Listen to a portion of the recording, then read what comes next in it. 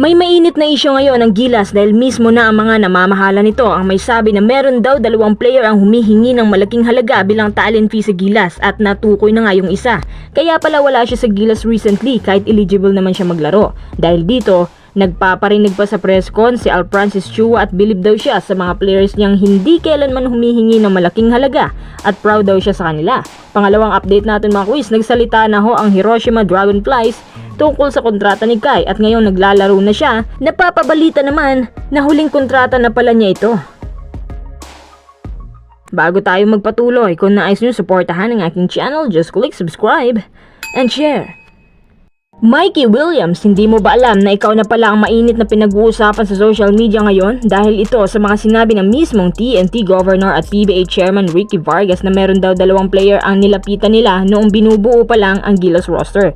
Sakto naman na nagbigay na pala ng clue si Sir Snow Badwa tungkol sa bagay na to. Tinukoy ho na si Mikey Williams raw talaga to, kaya pala wala siya sa Gilas kasi kinontak naman siya ng TNT kasi nasa States po siya noon. Kaso ang sagot ni Mikey, of course, talent fee niya na malaking halaga raw talaga, kaya ang ginawa niya na natili na lang siya sa US at nagpakondisyon kasama si Jamie Malonzo. Balita ko rin, hindi pa nag-i-ensayo si Mikey ngayon sa TNT camp. Noon pa man, lagi na talagang nadadawit si Mikey sa mga ganitong issue. Naalala ko pa, nung antagal niya nakapag-sign sa TNT kasi kulang ang deal. Hindi umabot sa expectation ni Mikey ang offer, kaya napilitan ng TNT na lakyan ang offer sa kanya. Ito rin ang dahilan kaya hindi masyadong maganda ang relasyon ni Coach Chot at Mikey Williams. Lagi sila nagkakalabuan, habang si Al Francis Chua naman sa mismong press con, nagparinig na bilib daw siya sa mga players niya ngayon dahil hindi humihingi ng malaking bayad. Dagdag pa ni Vargas, hindi na raw nila kailangan ng tulong mula sa labas. Pero nilinaw naman ng mga boss na meron talagang talent fee ang bawat isa sa kanila. Natural yan. Pero normal na sahod lang naman talaga, hindi yung sasamantalahin mo dahil national team naman, kaya dapat malaki ang bayad. Teka, 2 yun diba? Sino naman ang isa? May mga espekulasyon ngayon na mukhang si Kai Sotto daw ito kasi ang kampo ni Kai humihingi raw ng malaking halaga bago pinapayagan na maglaro sa national team. Ito rin daw ang dahilan kaya matagal nabuo ang Gilas roster sa World Cup dahil sa money matters. Alam naman nila diba na handang magbayad ang SBP kahit magkano pa yan, kaya ang dalawang to mainit ngayon pinag-uusapan sa social media. Ang dami nagkokomento na kung para sa bansa, bakit pa nangihingi ng malaki? Ganun na ba talaga ang basketball?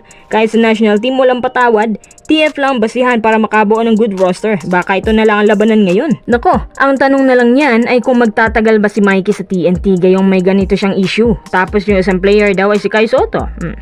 Sa pangalawa, hindi ako sigurado pero bahala na kayong humusga. Ngayon na si Kai Sotto naman ang isa sa mga headlines natin, abay may balita po tayo sa kanya. Medyo tahimik pa sa ngayon yung NBA dream niya, yung iba hindi nga alam kung matutupad pa ba yung pangarap na yan. Tapos ang issue naman ngayon tungkol sa kanya kontrata sa B-League. Napapabalita kasi na parang ito na yata ang huling kontrata niya sa Hiroshima.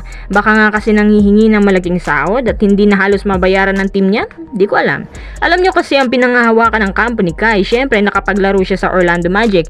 Kaya siya wala raw kontrata na binigay Orlando at hindi rin daw natuloy yung umano'y patungo na siyang Lakers kasi may hinahanap ang Lakers sa kanya na hindi niya kayang gampanan. Kulang si Kai sa shooting abilities at kabado. Pero swak naman siya bilang rim protector. Ang Hiroshima ang may pinakamatangkad na sentro at pinakamatangkad rin si Kai sa lahat ng mga Asian imports na nakapasok sa liga at sana magamit niya ng lubos ang height na to. Hindi lang puro hype. Kapag hindi na siya nirenew ng Hiroshima, ang gustong pasukin naman ng mga advisors ni Kai, bumalik siya sa NBL. Baka raw kasi tanggapin siya ulit ng Adelaide pero hindi pa yan sigurado ha. Ang sigurado lang ngayon ay ikikip pa siya ng Hiroshima at ito ng huling kontrata niya sa kanila. Pagkatapos nito ang sabi ng iba, mag-PBA ka naman Kai. Naku, kailan pa? Baka walang ka-afford. Sa palagay ko may kukuha pa kay Kai lalo na yung fanbase na dala niya buong Pilipinas tsaka maganda ang pagkakadescribe ng mga Pinoy sa kanya. Kaya siguro may taga-ibang bansa pa na kukuha sa kanya gaya ng Taiwan, KBL at iba pa.